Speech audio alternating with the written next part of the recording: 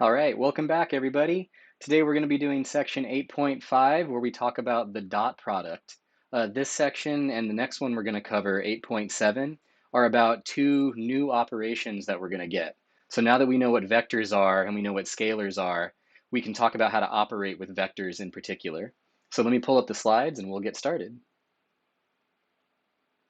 Okay, so here's the overview. We're going to start with a motivating question, then we'll get the definition of the dot product. We'll talk about some of the properties of the dot product, get a geometric interpretation. Then we're going to go on a little exploration of orthogonality, or perpendicularity, you could say. We'll talk about orthogonal projections, direction angles, direction cosines, and then we'll see a physics application. So the dot product gets used a lot in physics applications. So we'll see like a simple example just so you can get kind of a flavor for what it's like. All right, so let's start with this motivating question. How can we meaningfully multiply two vectors? Maybe you can think about it for a minute. Let me throw up the thinker for just a sec. Think about how could we meaningfully multiply two vectors?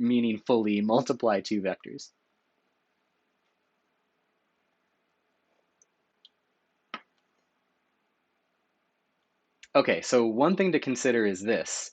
Vectors are not the same as scalars, right? And we know how to multiply scalars. That's just the basic multiplication that you've been using for years and years and years. But vectors are not scalars, so how can we actually talk about like a product of two vectors? In the previous section, we saw how you can do scalar multiplication with vectors, right? You can multiply a vector by a scalar to like stretch it or flip it or shrink it. But if I have two vectors, how could I multiply the two vectors? That's a good question. And that is what leads us to this thing that we call the dot product or the scalar product or the inner product. They're all synonymous in this context. So let's start with two vectors in V3, A and B, right here. So here's A, here's B. Then the dot product is denoted by this bold dot. It's like the same dot as multiplication, but it's bold, a little bit thicker. And the dot product is defined as the scalar A dot B equals A1 B1 plus A2 B2 plus A3 B3. So what's happening here is we are taking the product of the corresponding components of the vector and then adding those products together. So you can kind of see that everything's being like paired off, right? Let me mark this here. So you take A1 and you multiply it by B1 to get that. Then you take A2 and multiply it by B2 to get that. Then you take A3 and multiply it by B3 to get that. And then you add them all up. And so that result is what we call the dot product or the scalar product or the inner product.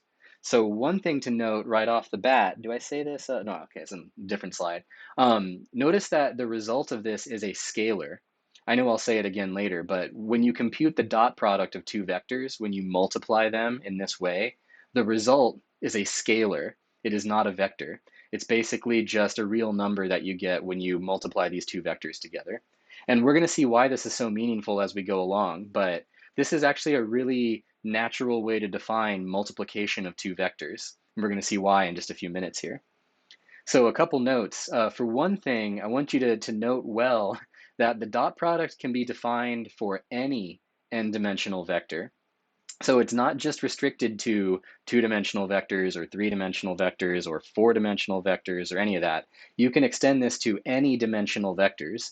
And the way that you do it is basically just continuing the pattern that you saw on the previous slide. You take the corresponding products of the components, or I should say the products of the corresponding components, and then add up all those results. So here's what it looks like when I use summation notation right here, or sigma notation. So let's say we've got a vector in Vn, then the dot product, or two vectors in Vn, then the dot product of those two vectors is just A1b1 plus A2b2 plus A3b3 plus A4b4 dot dot dot all the way up to An plus An(bn). So that's how you generalize it to any dimensional vectors. It's not restricted to two or three dimensions. In two dimensions, it looks like this, right? So that's the idea. Just multiply the corresponding components and then add up all those results, and that is what is called the dot product. Okay, so let's do a quick, easy example just to show you some of the arithmetic and how that goes. Let's say we've got the vector -1, 7, 4, and 6, 2, -1 half. Then the dot product is just going to be this. But when you do the multiplications, you'll get -1 times 6 plus 7 times 2 plus 4 times -1 half. And when you add all that up, you get 6. So the dot product of these two vectors is 6. There you go. All right, so now let's talk about some properties. So now that we have this new operator, this new operation called the dot product, we want to explore how it behaves. So here are some things right here. For one, let's just start with three vectors in Vn. So again, this works for any dimensional vectors, doesn't have to be two or three. Then if you dot a vector with itself, you end up getting the magnitude squared, which is pretty handy. So any vector dotted with itself is just its magnitude squared. Another nice thing about the dot product, it's commutative. So A dot B is equal to B dot A. That's pretty cool. Another cool thing, the dot product is distributive. So the dot product distributes over sums. So if you want to do A dot the sum of two vectors, that's the same as doing A dot the first vector plus A dot the second vector. Oops, let me erase that. There we go. Another nice property is number 4 here. This one essentially says that you can pass scalar multiplication through the dot product. So if you want to basically, if you want to take a dot product and multiply it by a scalar, then that still works, and you can actually apply the scalar at any point in the product. So you could do C times A and then dot that with B, or you could dot A and B first and then multiply by C, or you could do A and then dot it with C times B, and it will all be the same result. And then lastly, if you dot any vector with the 0 vector, you get 0, the scalar 0. So let's prove a couple of them. We're not going to prove all of them, but we will prove a couple. So we're going to do 1, 2, and 5, and we're just going to do it in V3 just to make things a little bit simpler. But again, these proofs easily extend to any vector in Vn. You just have to use sigma notation to do the proof. It's really not that hard. Technically, you'd need to use induction as well if you wanted to establish it rigorously for all integers n, or all positive integers n. But we're just going to stick with V3 for now so we can see what happens.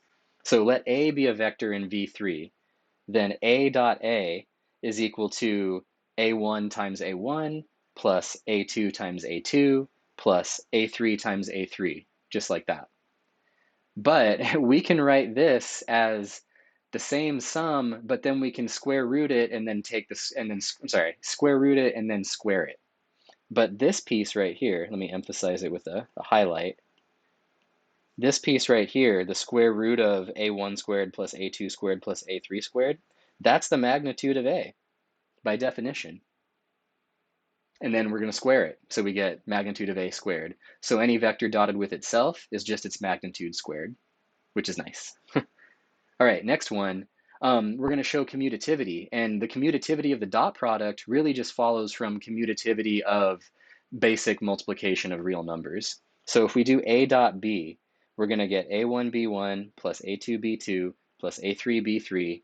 But then, because multiplication of real numbers is commutative, we can switch the position of each of these factors in each term. So we can write b1a1, b2a2, b3a3, but that result, by definition, is just the dot product of B and A. So the dot product is commutative, which is nice. Then we'll do the last one here, A dot 0. If you dot any vector with the 0 vector, you're going to get 0. And the reason for that is because the 0 vector has 0 for all of its components. So every product you get is just going to be something times 0. A1 times 0, A2 times 0, A3 times 0. Just a bunch of zeros, and when you add up a bunch of zeros, you get 0 again. There you go. So A dot 0 is always equal to 0. Now, let's talk about a geometric interpretation, because a question you should be wondering is like, okay, we've defined this dot product, but why? And what use is this? And why should I care about it? The way that we can make better sense of it and we can see its utility and see the information that it gives us is by trying to develop a geometric interpretation. This helped a lot when we were looking at complex numbers. If you remember from those sections, 8.11 and 8.3, when we visualize these points, or sorry, visualize these complex numbers geometrically, they revealed a lot of structure that we would be interested in. We're going to see the same thing here with this new operator, the dot product. So to get a geometric interpretation, we want to start by defining something that we call the angle between two vectors. So if we've got two vectors A and B, then the angle theta between those two vectors is defined as the angle between the representations of those vectors that start at the origin, and we require that theta is between 0 and pi. So visually, it's basically what's depicted in the figure right here. So here's theta right there. So that's the angle between A and B. And we're specifically putting A and B to starting at the origin. So their initial point starts at the origin. So this is basically the position vector that you would get with A and B. Um, then the angle between those two vectors is going to be that angle theta, and that's how we define it. It is between 0 and pi, so the angle between two vectors makes intuitive sense. It's not that it can be over 180 degrees, for example. We're not talking about this angle. We're talking about the one that's in between the two vectors. Okay, now we get this really, really interesting result. So if theta is the angle between those two vectors A and B, then it turns out that we can write the dot product as the length of A times the length of B times cosine of the angle in between the two vectors, which is interesting. We're going to prove this right now, and we're going to see exactly where this comes from. And one of the cool things is the way that you prove this is using a theorem and a formula that you all already know very well. We're going to use the law of cosines. We're going to use the law of cosines to prove this. So here we go. We're going to use the figure as a reference, so keep that figure in mind. And what we're going to do is we're going to apply the law of cosines to this triangle right here. And remember, we know that this length is going to be A minus B just by the definition of vector subtraction or vector addition, whichever you want to prefer. So when we apply the law of cosines to this, we get this result. Remember, if you remember it, AB squared equals OA squared plus OB squared minus that correction term, right? 2AB, essentially. So minus 2OA times OB times cosine theta. One thing I want to point out before I proceed, notice that all of these values are lengths of a line segment. So we're talking about the magnitude of the line segment AB, the magnitude of the line segment OA, and so on and so on. All right? But we can express those lengths in terms of the magnitude of vectors. So AB, if you look back at the picture, AB, this vector right here, is the vector given by A minus B. So the length of AB is the magnitude of that vector. There we go. And then so on and so on. Going from the origin to A, that's going to give you the magnitude of A. Going from the origin to B, that's the magnitude of B, and so on and so on. So we were looking at distances. Now we can express those distances in terms of vector magnitudes. And this is what we get as our second line. Now, using one of the properties of dot products, we can rewrite this as A minus B dot A minus B. Because remember, any vector dotted with itself is the length of that vector squared. So we can rewrite the left-hand side as A minus B dot A minus B. The other nice thing is, remember that the dot product is distributive. So it distributes over sums and differences but as a result. So if you were to basically FOIL this out, the same way that you would do with real numbers even, if you just literally FOIL it out, first, outer, inner, last. And in this case, when you do the multiplication, it's going to be a dot product instead of just regular multiplication. And you'll get this, A dot A minus A dot B minus B dot A minus, or plus B dot B. We're leaving the right side alone for now. We'll get to the right side. All right, well, once again, any vector dotted with itself is just the magnitude squared. So both A dot A and B dot B become magnitude squared. Then, let me erase some of this stuff. Oops. Let me erase some of this stuff. The middle two terms can combine. So the middle two terms, A dot B and B dot A, those can be combined into a single term because the dot product is commutative and A dot B is equal to B dot A. So now we have two a dot b's, or negative 2a dot b's, I should say. And that's where we get this term right here. Okay, now working our way along, now we can simplify and cancel some things. So if you'll notice on the left-hand side and the right-hand side, we have the same terms a couple of times. So we can cancel the length of a squareds, and we can cancel the length of b squareds. And so what we're left with is just negative 2ab equals a dot b equals negative 2 times the length of b times the length of a times cosine theta. And that's the result. There it is. Pretty cool, huh? So just using the law of cosines, we, we get this new representation of the dot product. So we can write the dot product as length of a times length of b times cosine theta. Cool stuff. This also lets us do things like this. So I want you to try this one on your own using that formula we just derived. So try to find the dot product of a and b if the length of a is 3, the length of b is 8, and oh, those should be not be bold. Those are just lengths. So that should be like not bold 3, not bold 8. And also suppose the angle between them is 2 pi over 3. So you try this on your own. Use the formula on the previous slide and see if you can compute the dot product.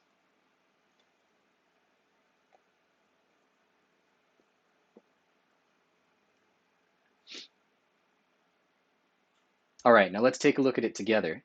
Just plugging it into that formula, we're going to get negative 9 as the result. And pretty simple, you're just plugging in those values. Oops. Plugging in, come here. There we go. 3, 6, and then cosine of 2 pi over 3 is negative 1/2. So we'll get negative 9 for the final result. All right. Now, using that same formula, we get kind of a helpful and a handy corollary. We're going to get a bunch of handy results from this new interpretation, this geometric interpretation. If you rearrange that formula from 2 slides ago, excuse me, then you can write the cosine of that angle as a dot b divided by the product of the lengths. So basically like this. So if you want to start to get at the angle itself, you can get at the angle by looking at the dot product of those vectors and the lengths of those vectors. And that's what we're going to do right now. All right, so now see if you can do this one on your own. Use that formula on the previous slide and find the angle between the two vectors 2, 2, negative 1 and 5, negative 3, 2. Try it on your own and we'll do it together.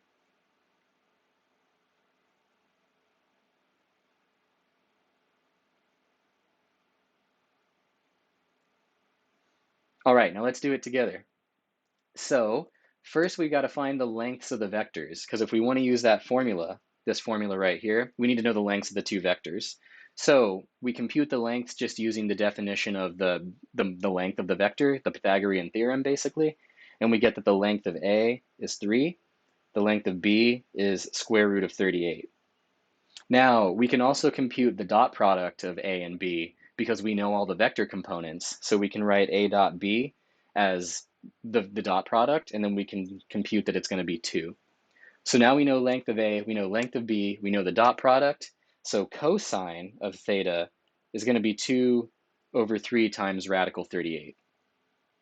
Then we can use the inverse trig function, and we can compute that theta is going to be the arc cosine of this value. And then you can use a calculator to get an approximation. So it's about 1.46 radians, which is about 84 degrees.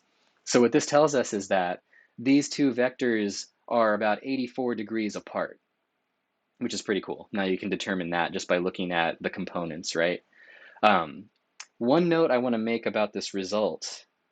Hold on, let me highlight something over here about this result is this. If you remember from section, oh geez, what was it? 7.2, I think. That was the one with the law of sines. Remember with the law of sines, when you use the inverse trig function, it may not give you all of the correct values, right? So if you're trying to solve for an angle when you're given like a cosine or a sine, if you go to your calculator and you use the inverse cosine function, for example, it's only going to give you one possible result.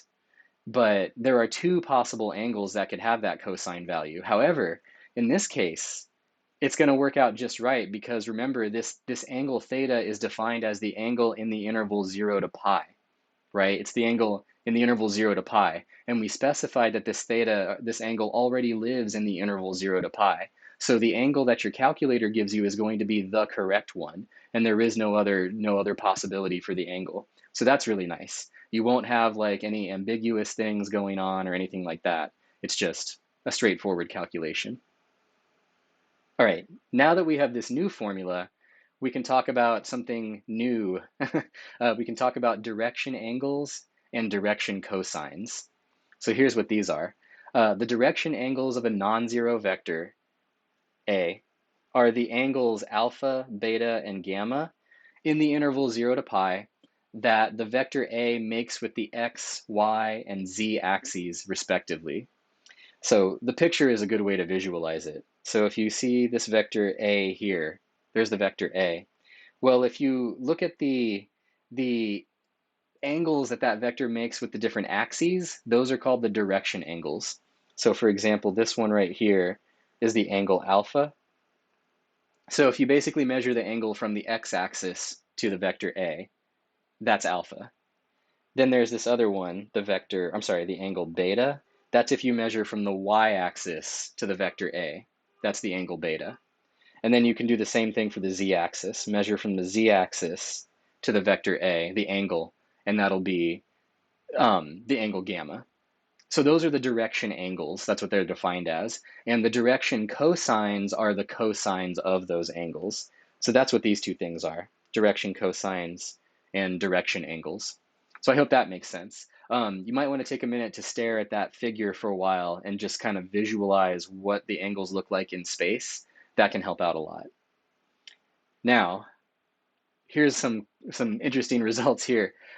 We can compute exactly what the cosines are by using that corollary we just derived above. And then we can just dot our vector with the corresponding basis vector. So if you remember from the previous section, we were talking about basis vectors. Those are the vectors that have unit length that go in the direction of the x, y, and z axes, the positive directions of those axes. So if we want to know what cosine of alpha is, we can use that formula and the basis vector for the x-axis. So that's what this looks like. We're going to do we're going to do a dot I divided by length of A times length of I. And that'll be cosine of alpha. That'll be cosine of that direction angle. But remember that when you dot a vector with a basis vector, it just picks out the component that corresponds to that basis vector. So since this is going to be the basis vector that's attached to the x-axis, it's going to pick out the first component, a1. And then the length of a unit vector is 1. So what that means is that the length of I is just 1. So what we end up with is this. Oops, let me erase this.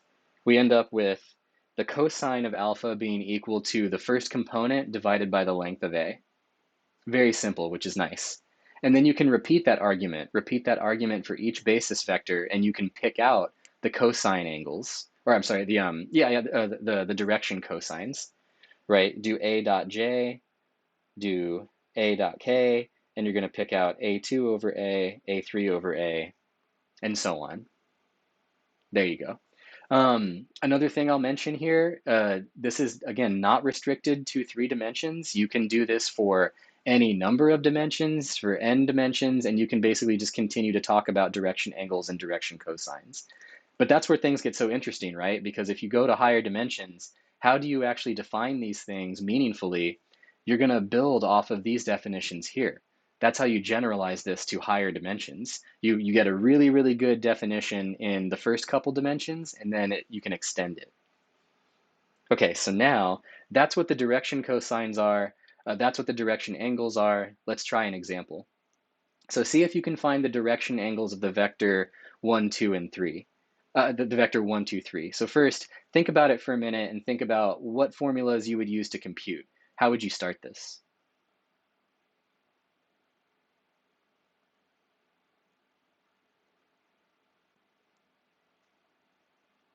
All right, now try to work it out on your own and see if you can find all of the direction angles for this vector. And then we'll do it together.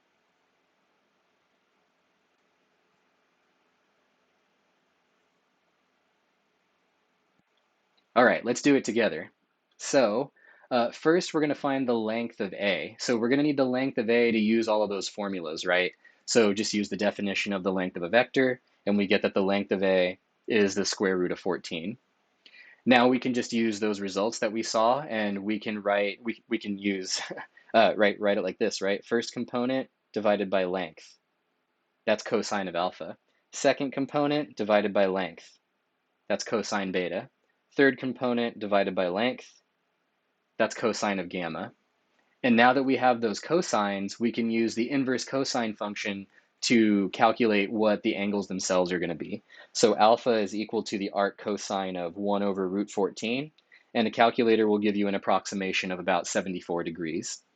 You can repeat that for all three. You get that beta is about 58 degrees, and gamma is about 37 degrees. So not too bad, not too bad. All right. Okay, so now we get we get a couple really handy results when using the direction cosines. And they're pretty cute results. They're very simple, and they're just so natural. It's really cool. So here's one of them. If alpha, beta, and gamma are the direction cosines, or I'm sorry, are the direction angles of a non-zero vector, then it turns out that the sum of the squares of the direction cosines adds up to 1. So cosine squared alpha plus cosine squared beta plus cosine squared gamma is equal to 1. And this one we're going to prove. This one we're going to prove real quick because the proof is about 1.5 lines. So here we go. How do we do it? Well, cosine squared alpha plus cosine squared beta plus cosine squared gamma, we can use the definition of those, right? So we know what those direction cosines are. They're these, and we're just going to square them. There we go. Now, notice that each one of these fractions has the same denominator, so we can write this sum as a single fraction with a sum in the numerator, and that's what we get on the next line here. There we go. But then notice that in the numerator, we've got a1 squared plus a2 squared plus a3 squared, and that's the same thing as the magnitude squared. So if there was a square root there, that would just be the magnitude of a. But the square root's not there, so we can write it as square root squared, and that gives us the magnitude squared. So we get length of a squared over length of a squared, which is just 1. There we go. There we go. And again, this result extends to any number of dimensions. So this holds for even if you're working in like 15,000 dimensional space. There you go. It'll still be this sum, which is kind of cool. All right, another very handy result is this one. So if we go back to that formula for the direction cosines, cosine alpha equals first component divided by length. Well, if you solve that equation for the first component, you can express the first component as the length of A times the cosine of alpha. So you can basically, you can get at the component itself by just looking at the length of a vector and the cosine of that direction angle. So if you do that for each one of those components, A1, A2, and A3, then what you find is you can write the vector A as length of A times cosine alpha, length of A times cosine beta, length of A times cosine gamma. And these are equalities. These are equalities, by the way. So this is just a new way of writing the vector A. And then remember, scalar multiplication of vectors occurs component-wise. So since each one of these components has a common factor of length of A, we can factor the length of A out of each one of those components and bring it all the way to the front. And so now we can write A as its length times the vector of the cosine, the direction cosines, which is pretty cool. So now you can you can re-express A itself as just its length times the vector consisting of the direction cosines. Pretty cool. Pretty cool. All right. So let me see here. Oh yeah, so this is kind of collecting what I just said in the previous slide. So if alpha, beta, and gamma are the direction angles of a non-zero vector A, then you can write that vector A as its length times the vector consisting of its direction cosines. The other cool thing about this is this. If you want to know a unit vector in the direction of A, in the same direction as A, you can just divide A by its length. That we already know, right? If you want a unit vector, you take the vector divided by its length. But when you do that here, those lengths are going to cancel out.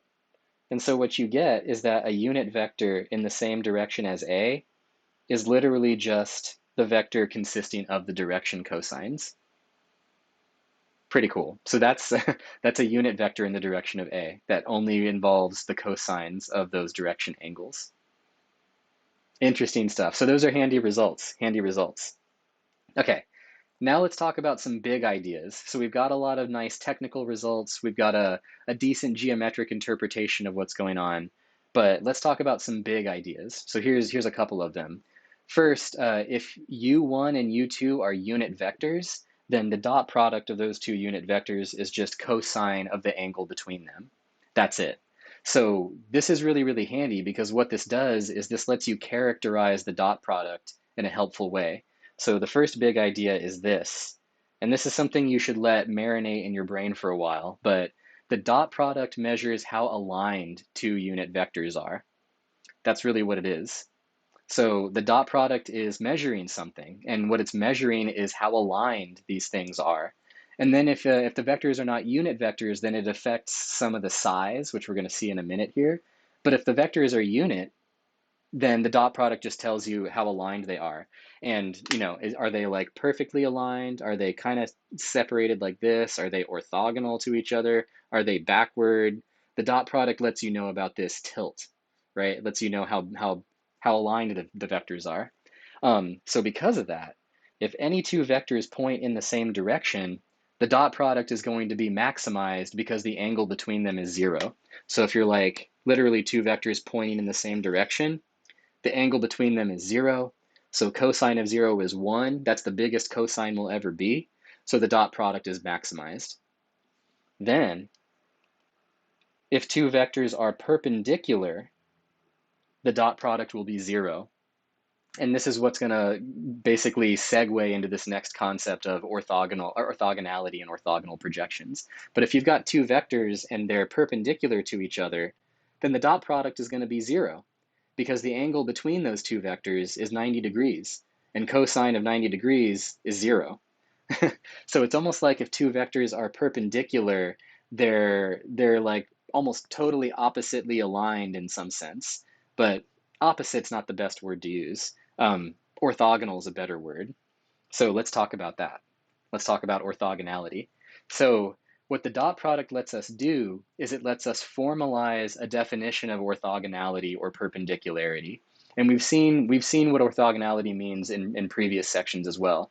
But when we say something like the three physical dimensions are perpendicular to each other, what does that even mean? What does that mean? It means that they're orthogonal to each other, but again, how do you make that rigorous, or how do you make that unambiguous? Maybe I should say that. Also, how do you extend this notion to higher dimensions, right? All these ideas extend higher, so how can you talk about 4 dimensions all being perpendicular to one another, or 5 dimensions, or 6 dimensions? Well, the dot product lets us do that. The dot product lets us do that because two non-zero vectors are orthogonal if and only if their dot product is 0. I should have put a pause right here before I did the proof, but this is a powerful result. And again, notice that what I've said here, it has nothing to do with dimensionality, right? It doesn't have anything to do with being in V2 or V3 or V4. It's just generally speaking, vectors. Two vectors, non-zero vectors, are perpendicular if and only if the dot product is 0. So let's prove it. Let's start with two vectors alpha A and B. If they are orthogonal, let's assume that first. Let's assume they're orthogonal first, and then we'll do the other direction next. So if they're orthogonal, then the angle between them is pi over 2. And so by the theorem or the result that we got earlier, the dot product is going to be 0 because cosine of pi over 2 is 0, and so on. Now we're going to suppose the other direction. So rather than assuming they're orthogonal and proving the dot product is 0, let's assume the dot product is 0 and show that they must be orthogonal. So instead, we're going to do that. Here we go. So suppose that the dot product is 0. Well, if the dot product is 0, then that means that this is equal to 0, But because A and B are not zero vectors, right? They're non-zero. That means that cosine of zero must be zero. But cosine is only zero if the angle is pi over 2. Or I should say the angle in the interval 0 to pi is pi over 2. But if the angle between those two vectors is pi over 2, that means they're orthogonal by definition. So there you go. So the dot product lets you rigorously define orthogonality or perpendicularity, and it lets you define it for any number of dimensions, which is a really, really powerful tool. So I hope you can appreciate it a little bit. We're going to see how powerful it is again in a couple of slides. All right, so let's do this example, and I'm sure you can do this one on your own. So show that these two vectors that I've listed here are orthogonal to each other. Try it on your own, and then we'll do the calculation together.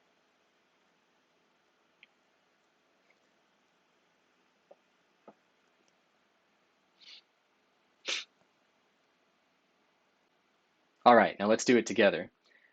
We're just going to use this. We're going to use the definition of the dot product. And when you compute the dot product, just the basic one, you don't even need to consider the angle, right? We don't know the angle necessarily. We're going to get 0. So this vector dotted with this vector gives you 0. So because the dot product is 0, these two vectors must be orthogonal to each other. And notice also these vectors are not vectors that are in the direction of the basis vectors. They're not parallel to the x-axis and the y-axis and the z-axis, right? They're just two vectors out in space. But we can tell that those two vectors must be orthogonal because their dot product is 0, which is pretty cool. All right. So one of the most useful things about this dot product and this concept of orthogonality is what are called orthogonal projections. So that's what we're going to talk about now, and we'll use this for the rest of the lecture, in fact. So let's get a definition first. The vector projection, otherwise known as the orthogonal projection of a vector B onto A, is denoted by proj sub A of B, or simply proj sub A of B. And what this vector is, it's the shadow of the vector B that is cast on the vector A. So this picture is a really good one to think of. So the projection of B onto A is given by this vector right here, right there. And you kind of want to stare at this picture and make sense of it for a minute. And it almost makes more sense when you use the phrase orthogonal projection. And again, orthogonal projections are actually like an active field of study because you can generalize this idea to a lot of different things, right? Any dimensions. You can extend it to spaces that don't have integer dimension, for example. But what we're doing here is we're basically taking the vector b, and we're just going to shine a light directly down from above B onto the vector A.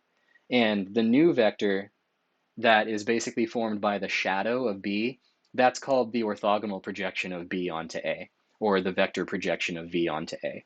That's what it is. The angle between the two vectors does not need to be acute. It could be obtuse, but it still applies. So in this other example over here, this is the orthogonal projection of B onto A. And that's what's going on. One thing I want to emphasize here is that this is a vector. So the vector projection is a vector. It is not a scalar. And I wanted to emphasize that because now we're going to talk about the scalar projection. So the scalar projection of B onto A is just defined as the signed magnitude of the vector projection. Signed magnitude of the vector projection. So in other words, it's the length of the vector projection, but it's signed depending on which way it's pointing. How do we denote it? We denote it by comp sub A of B, the component of A along B. And literally, it's just the length of the vector projection, but you got to consider which way it's pointing. And so that's why you have a plus minus. All right, so now that we have that, if we know the angle between A and B, then we can use right triangle trigonometry, just like we saw back in 7.1, and we can express the component of, what is it, component of A along B? Oh, sorry, a component of B along A, sorry. Yeah, the component of B along A. we can express it using cosine of theta. So let me talk about this calculation here. Um, just by using right triangle trigonometry, we get this first result. So let me point out where that's coming from. Remember SOHCAHTOA? Cosine is adjacent over hypotenuse. So cosine is adjacent over hypotenuse.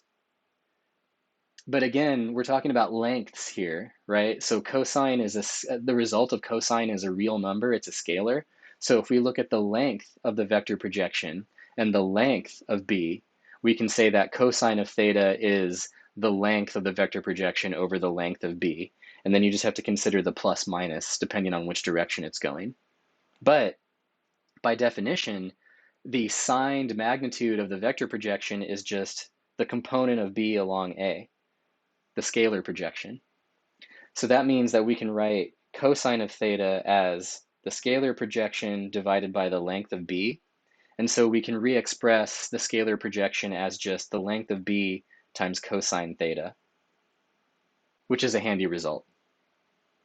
So in other words, the scalar projection of B onto A is just the length of B times cosine theta. And again, you always want to try to build some intuition for this type of stuff as you go along, right?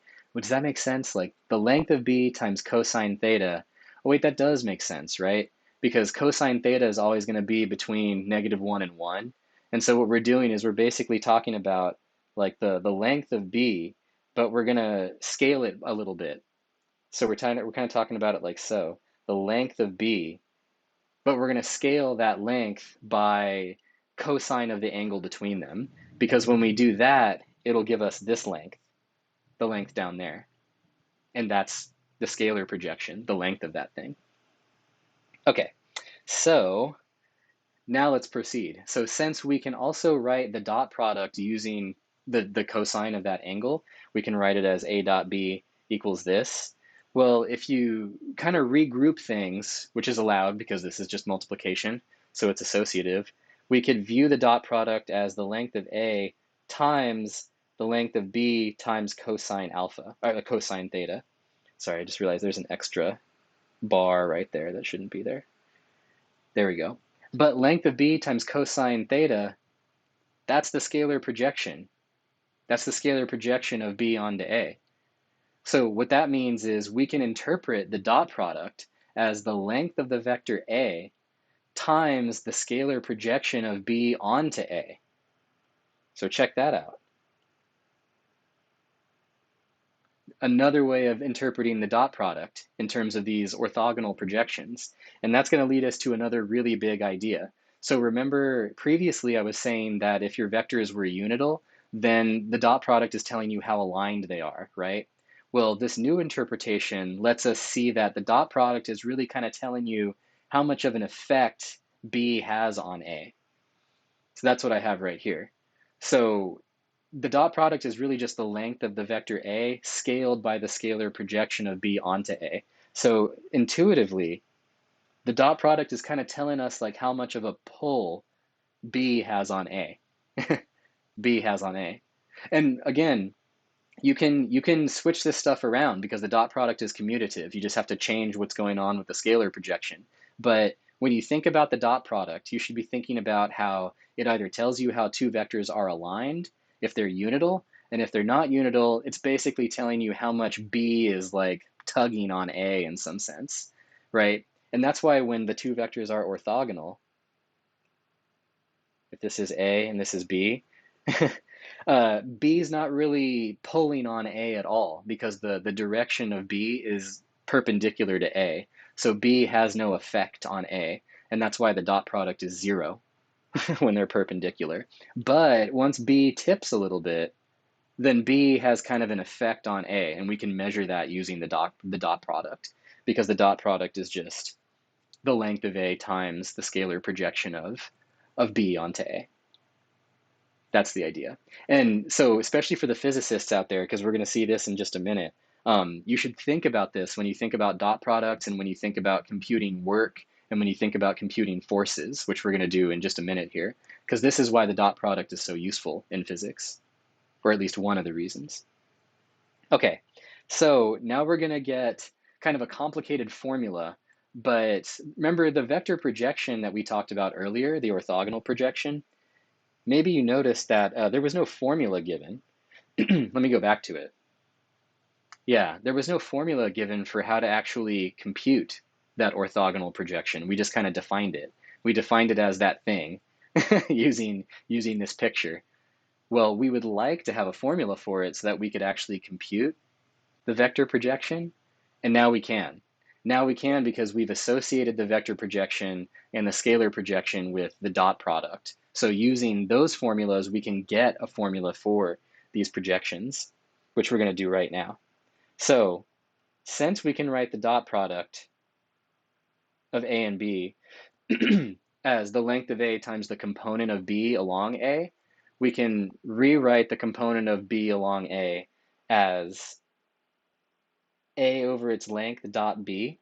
Basically what I'm doing is this, dividing both sides by A. But this is essentially a unit vector in the direction of A, and we're going to dot that unit vector with B. And so now we have a formula for the component of B along A. We have a formula for the scalar projection, and that formula is this. The scalar projection is just A dot B divided by the length of A, and that's the component of B along A. Pretty cool.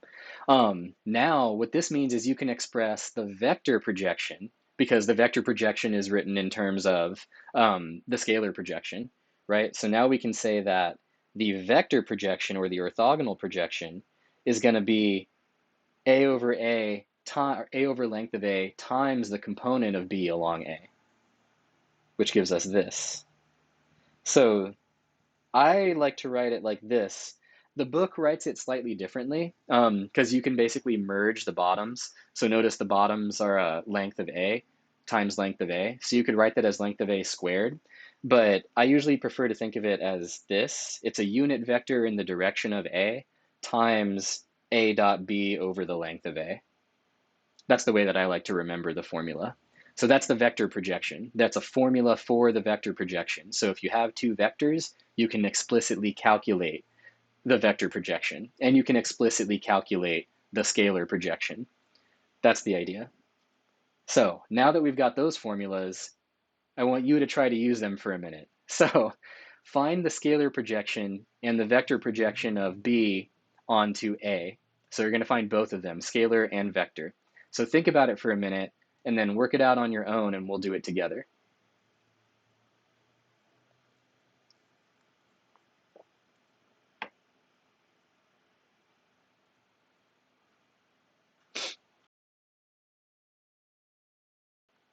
All right, now let's do it together. So we've got our formulas. So the first thing we need is we need the length of A.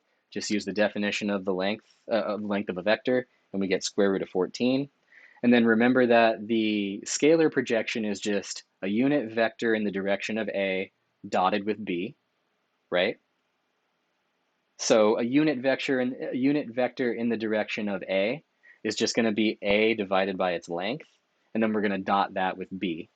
So when you do that computation, you're going to get this from the dot product, and then when you simplify, you get 3 over square root of 14. So that's the scalar projection. That's the scalar projection.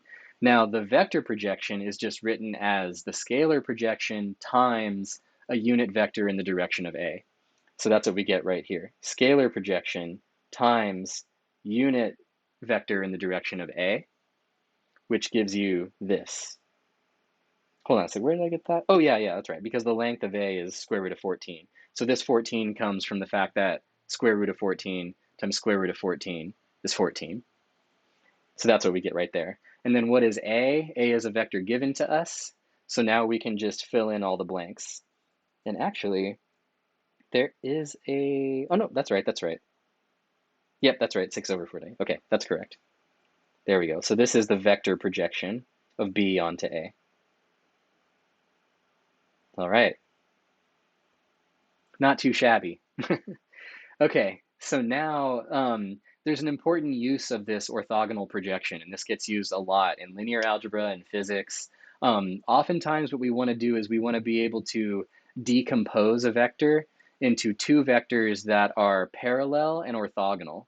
So for example, if we have two vectors v and w, then we can decompose the vector of v into two of them, one of which is perpendicular to w and one of which is parallel to w.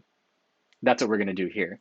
So how do we do it? Well, what we do is we take the vector projection of v onto w and call that the first vector.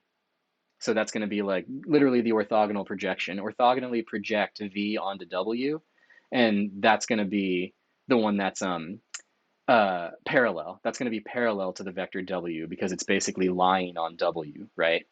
Then if we want a vector that's orthogonal to it, well, we can just use the vector sum. So we can write v2 as the original vector v minus the orthogonal projection, and that will give us a vector that's orthogonal to w. And so that's the decomposition. Let me emphasize that a little bit. So first vector is this, just the orthogonal projection, and that one will be parallel to the vector that you project onto. And then the second vector is just v minus v1, and that one is going to be orthogonal to v1, or orthogonal to w, and v1, because v1 is parallel to w. And so that's the decomposition. Basically, vector projection, and then original vector minus the vector projection. And that's how we're going to use it to calculate work. And so this is you'll see a couple examples like this in the homework. We're going to do a simple example here, but this is often how you'll use this in physics. So let's talk about a brief physics application. This is just the application of work. So projections are used a lot when you want to calculate work because you need to know how much force is occurring in a certain direction along a certain vector. So let's talk a little bit about it and then we'll do an example. So the work done by a constant force F in moving an object through a distance d is given by the formula F times d. So work is basically how much force times how far the thing moves. That's what work is, right? Now, this is only valid when the force is directed along the line of motion of the object. So that formula, notice these are scalars. These are scalars. W equals F times D. Those are scalars. But that only works when the force is literally moving in the direction of the object. But that's not what happens most of the time, right? A lot of times, forces are not exactly parallel to the motion of the object. More often than not, forces are all over the place, having different influences on the object and depending on, or I mean, a whole bunch of different influences on the object, right? Okay, so we can use the dot product and orthogonal projections to get at more interesting problems, and that's what we're going to do here. So now let's suppose that the constant force is a vector. So it's a vector F, and it's going along the line PR. There we go. Pointing in some arbitrary direction, doesn't matter. Then the displacement vector is D, and that's the vector going from P to Q. So that's like the displacement, that's where the object's moving, and F is like a force. All right? Now, the work done by this force F is the product of the component of the force along D and the distance traveled. What's the component of the force along D? Well, we're going to use the dot product. We're going to use the scalar projection, right? So the length of F times cosine theta times D, the length of D, that's going to be the work done because that's what's going on. So the length of F times cosine theta, that's basically the scalar projection. And then we're going to multiply that by the length of D, and that will tell us how much work is done in the direction of that vector, PQ. So you can rewrite things a little bit, move things around. You get length of F times length of D times cosine theta, but lo and behold, that's just the dot product. That's the dot product. So remember I was saying that the dot product tells you like how much influence or how much of an effect that vector has on the other one? This is why. This is why, because this is telling you like how much force this thing is really influencing this one down here. F dot D. All right, so let's use it. Let's use it. Here's a very simple example. Maybe you've thought about an example like this before when you were pulling a wagon when you were a little kid, right? So let's say a wagon is pulled a distance of 100 meters along a horizontal path, and we're going to say the force is a constant force of 70 newtons. The handle of the wagon is held at 35 degrees. This should say degrees right here. Wait, there we go. 35 degrees. Let's find the work done by the force. All right. All we really need to do is compute the dot product of these two vectors. And then since we know the angle between them, we should use the formula that involves cosine of the angle. Here we go. So the work done is the dot product, F dot D. So length of F times length of D times cosine 35. Plug that into your calculator, and you will get an approximate value of 5,734 Newton meters or 5,734 joules. So that's how much work is done in that direction by the force to move it along the displacement vector. All right. Okay, so that's it. Let's play. That's the dot product. So like I said, the dot product has lots of interesting properties. It's a really, really handy device. It's a really cool operator. You will see it lots and lots later on. So I hope you were excited about it because I always thought it was pretty cool, especially when I saw just how much it generalized later on. All right, so the next section is going to be on what's called the cross product. And the cross product is actually another operator. It gives us another way of like multiplying two vectors. And we're going to see what that's all about next time. So I'll stop here and I'll see y'all next time.